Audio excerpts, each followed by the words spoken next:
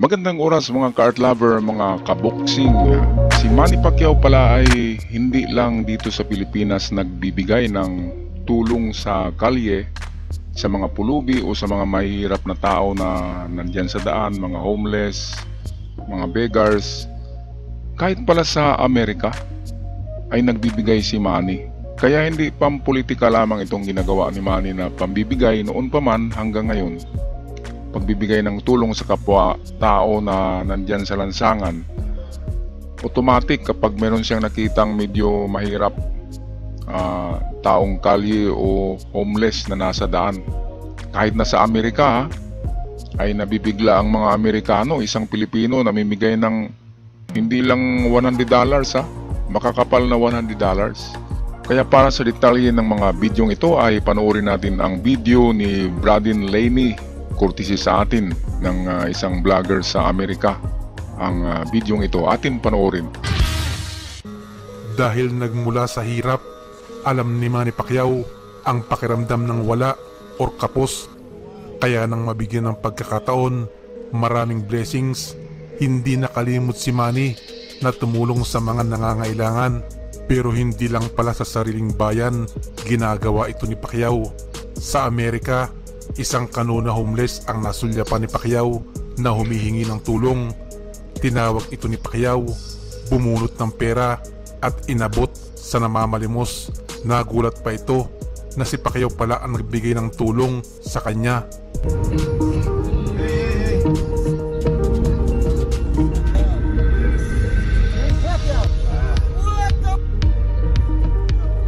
Oh. Ay nakakaantig ng puso ang ang kasi impronto hindi yung scripted Nagda-drive si Manny sa daan. Tapos nadaanan niya ito, hindi naman marumi na tao, 'di ba? Kaya nga lang ay nakikita ni Manny na may daladalang yung bagahe niya na naka-standby sa daan. Ibig sabihin ay medyo naghihirap siguro o isang homeless, kaya tinawag niya. At ito, kilala pala siya sabi Manny Pacquiao. Ang nakakatuwa ay dali-daling umuwi. Dali-daling uuwi, pabalik sa kanilang kung saan man na lugar.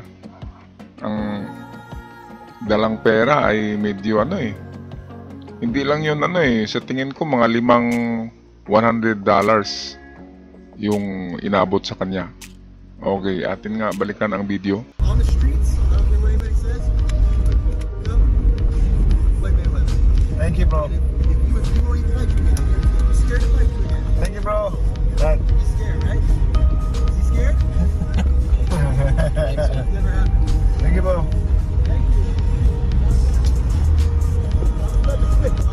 Sa sobrang tuwa ng kano na maaaring tila nakaboundary na at may panggastos na sa araw na yon, kinuha lang ang gamit at patakbong umuwi na ito. Kawawa naman kahit Amerikano, meron palang naghihirap na Amerikano Maganda lang ay hindi yung mga parang sa Philadelphia, diba, sa Kensington, yung mga zombie. Dito malinis na lugar Tapos may pala siya, placard na parang nanghihingi siya ng tulong. Kaya pala napansin ni Manny. Nakakaantig ng puso ang ganitong mga tagpo, mga kababayan, mga kaboksing. Okay, patuloy tayo. Marami pang video clips dito, courtesy ng mga vloggers natin dyan sa labas, tungkol sa pamimigay ni Manny ng tulong sa kalye. Matapos namang magpa-unlock si Manny ng autograph signing at papicture, may lumapit kay Pacquiao at nakikiusap kung maaari siyang mabigyan ng perang pangkain.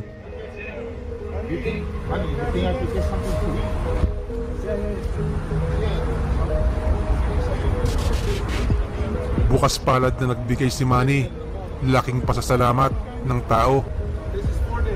Okay, thank you. I'm gonna go to the Philippines. No. A tea is that for food. Okay. Hey, God bless you, man. Pauwi na si Manny galing ng training. Ito ang pinaka-grabe, mga kaboksing, mga kababayan. dahil taong grasa eh. Yung sa kalye talaga nakatira oh. Inabutan ni Manny, medyo makapal-kapal na ito. At ang ano dito, reaksyon ng mama ay hindi makapaniwala siya na binigyan siya ng maraming pera. First time yata sa kanyang buhay na may nag-abot sa kanya ng makapal na tig $100 bill. Kaya ito, panoorin natin ng video. Nang mapansin ang isang homeless at bago umalis, inabutan ito ni Manny ng pera. Tila natulala ang homeless, hindi alam kung tatanggapin ang pera.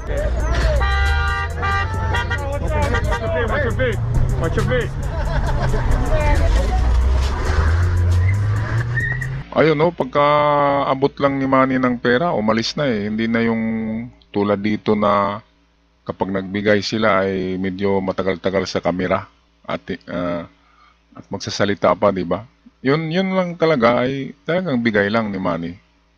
At saka yung kanyang mga tauhan yung naiwan na nagpaliwanag dito sa isang homeless na to.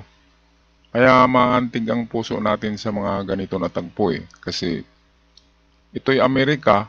Imagine isang Pilipino tapos namimigay sa mga Amerikano. Napakagandang ano to, gawain ng isang Pilipino. Ang binibigyan ay isang mamamayan ng napakayaman na bansa. Kaya sana dadami ang ganito eh, ang mga katulad ni Manny Pacquiao. Sana yung mga bagong kampiyon ngayon na mayayaman ay magbibigay din. Okay, so ito, balikan natin tong homeless oh, hindi makapaniwala. Get out! Hi! Your blood. That's a wood something bucket. Just hide it. Malayo na si Manny, pero ang homeless ay tila confused pa din sa pera na inabot sa kanya. Napatingin na lang sa langit, napaisip na tila hulog ito ng langit sa kanya.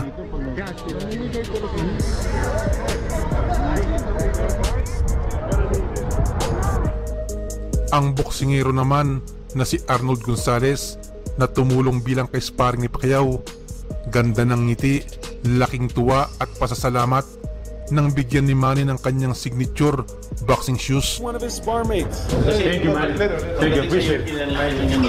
A pair of his signature shoes to Arnold Gonzalez. They help me a lot, so I have to take care of it.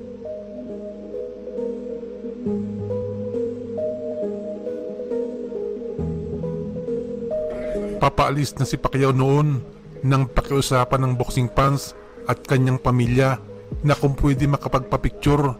Hindi inisnab ni Pacquiao ang pakiusap, nakangiti, kinarga pa ang anak at nagpakuha ng litrato. Isang magandang alaala sa pamilya ang ginawa ni Pacquiao, higit pa sa pera. 1, 2, smile, very happy. There you go. Ayan, so ganyan ka-respetado si Manny Pacquiao sa Amerika, sa labas. Dito sa Pilipinas ay mga talangka tayo mga mental crab mentality. Kapag mayroong sikat ay atin na hinahatak, ini-small. Katulad ni Manny Pacquiao. Ayan So wala akong nakitang Pilipino na mayayaman na kapag pumunta ng Amerika namimigay ng pera Wala akong nakikita. Dito ayan tingnan nga natin tong mga dito. Kanilang sinasabi. Ito sa kalye si Manny, ang dami-daming binibigyan Sa isa sa mga biyahe ni Pacquiao sa ibang bansa, inabutan din niya ng pera ang mga nakitang matatanda. Dios te bendiga, compa. I'm sure it happens all the time. It's just rare that you catch him on camera doing it. God bless, bro. Don't use drugs. God bless. I want them to be always happy. God gave me this talent. He gave me this responsibility to Ayan, so marami namang binibigyan talaga ng Diyos ng swerte. Kaya nga lang yung iba ay hindi nagpapasalamat at hindi nagbibigay balik. Diba? Hindi nagbigay sa mga less fortunate na mga tao. Katulad ni Manny Pacquiao na automatic sa daan na walang publication, walang gaanong video, mga candid shots lamang. At ang nakakatuwa ay mga mayayamang bansa pinupuntahan niya ay nagbibigay din pala siya.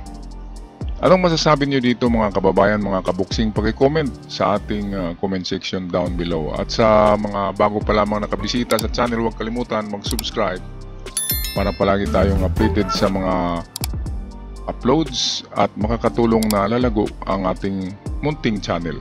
Hanggang sa muli, salamat.